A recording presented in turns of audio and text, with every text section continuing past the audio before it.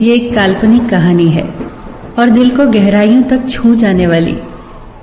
एक बार स्वर्ग में विचरण करते हुए कृष्ण और राधा एक दूसरे के सामने आ गए। विचलित से कृष्ण, प्रसन्नचित से राधा। कृष्ण सकपकाए, राधा मुस्कुराई। इससे पहले कि कृष्ण कुछ कह पाते, राधा बोल उठी, कैसे हो द्वारिकाधीश। जो राधा उन्हें कान्हा कान्हा कहकर बुलाती थी, उसके मुख से द्वारिकाधीश का संबोधन कृष्ण को भीतर तक घायल कर गया। फिर भी किसी तरह अपने आप को संभाल लिया उन्होंने और बोले राधा से, मैं तुम्हारे लिए आज भी वही कान्हा हूं। तुम तो मुझे द्वारिकाधीश मत कहो। आओ बैठते हैं। कुछ मैं अपनी कहता हूं, कुछ तुम अपनी सुनाओ। सच कहूं राधा, जब जब भी तुम्हारी याद आती थी, इन आंखों से आंसुओं की बूंदें निकल आती थी। राधा बोली, मेरे साथ ऐसा कुछ नहीं हुआ। न तुम्हारी याद आई, न आंखों से आंसू बहा, क्योंकि हम कभी तुम्हें भूले ही कहां थे। जो तुम याद आते, इन आंखों में तो सदा तुम ही थे। कहीं आंसुओं के साथ निकल न जाओ, इसलिए रोते भी नहीं थे।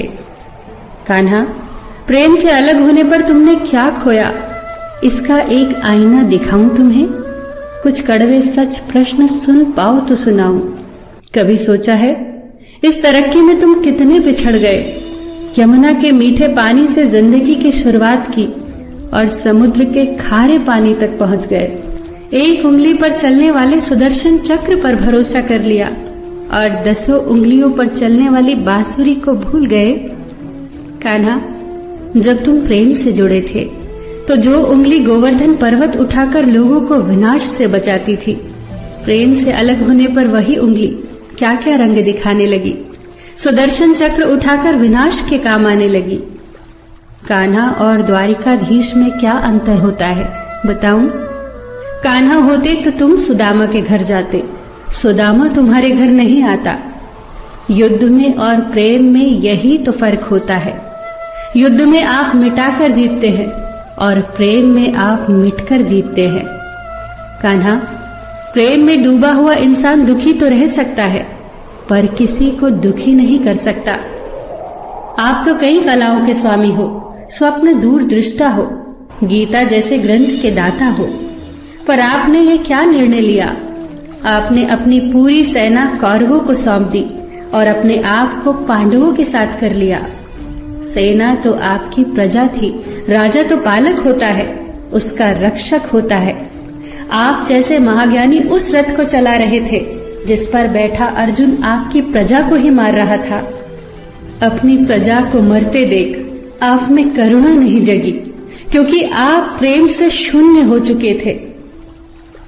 आज भी धरती पर जाकर देखो, आपकी द्वारिकाधीश वाली छवि को ढूंढते रह जाओगे। हर जगह, हर मंदिर में मेरे ही साथ खड़े नजर आओगे। मैं जानती हूं कान्हा, लोग गीता के ज्ञान की बात करते हैं, उसके महत्व की बात करते हैं, पर धरती के लोग युद्ध वाले द्वारिकाधीश पर नहीं, प्रेम वाले कान्हा पर भरोसा करते हैं। गीता में मेरा दूर दूर तक नाम नहीं है, पर आज भी लोग उसके समापन पर राधे राधे कहते हैं। ये कहानी काल्पनिक जरूर है, पर इसके भीतर छिपी सीख बहुत महत्वपूर्ण है। श्री कृष्ण के पास कभी किसी प्रश्न का उत्तर ना हो, ऐसा तो हो ही नहीं सकता, परंतु राधा द्वारा लगाए गए प्रश्न चिन्हों पर कान्हा मौन रहे। यही तो है प्रेम में समर्पण का भाव। पराक्रम में हमें हर किसी को हराना होता है, तब भी हम जीतकर भी हार जाते हैं, परंतु प्रेम में एक ही कईयों का दिल जीत लेता है। सही कहा है कि छोटी सी उंगली पर पूरा गोवर्धन पर्वत उठाने वाले भगवान श्री कृष्ण छोटी सी बांसुरी को दोनों हाथों से पकड़ते थे। फिर मिलेंगे दोस्तों अगली कहानी के साथ। तब तक के लिए अपना ख्याल रखना और हमेशा मुस्कुराते रहना।